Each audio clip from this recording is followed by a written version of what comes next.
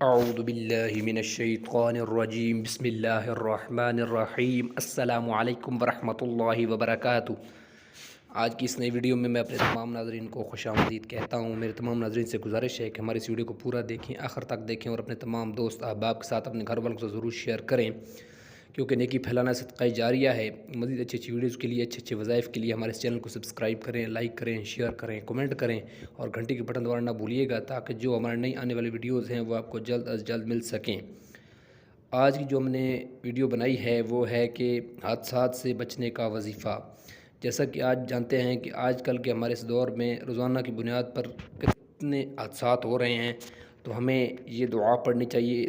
اس دعا کی برکت سے انشاءاللہ اللہ تعالی ہمیں حادثات سے محفوظ رکھے گا۔ تو چلیں شروع کرتے ہیں اس کی فضیلت۔ ایک شخص حضرت ابو درداء رضی اللہ تعالیٰ عنہ کی خدمت میں حاضر ہوا اور عرض کیا کہ آپ کا مکان جل گیا؟ فرمایا نہیں جلا۔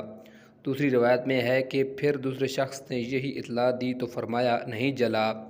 پھر تیسرے آدمی نے یہی خبر دی، آپ نے فرمایا اللہ کی قسم نہیں جلا۔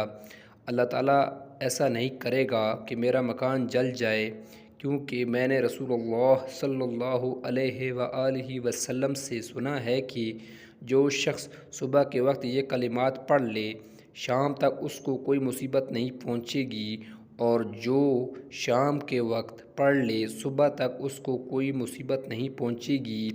میں نے صبح یہ کلمات پڑھے تھے، اس لیے مجھے یقین تھا کہ میرا مکان نہیں جل سکتا۔ پھر لوگوں کے ساتھ گھر کی طرف گئے تو دیکھا کہ آس پاس کے سارے گھر جل گئے ہیں، مگر ان کا گھر بالکل سلامت ہے۔ وہ کلمات یہ ہیں: بسم اللہ الرحمن الرحیم، اللہم انت ربی لا الہ الا انت علیک توکلت وانت رب العرش العظیم ما شاء اللہ کان وما لم یشأ لم یکن ولا حول ولا قوة الا باللہ العلی العظیم اعلم ان اللہ علی کل شیء قدیر وان اللہ قد احاط بکل شیء علما۔ اللہم انی اعوذ بک من شر نفسی ومن شر کل دابۃ انت آخذ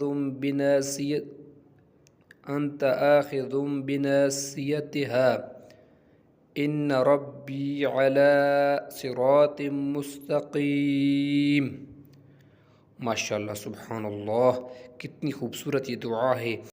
میرے تمام ناظرین سے گزارش ہے اس دعا کو صبح و شام ایک مرتبہ ضرور پڑھا کریں۔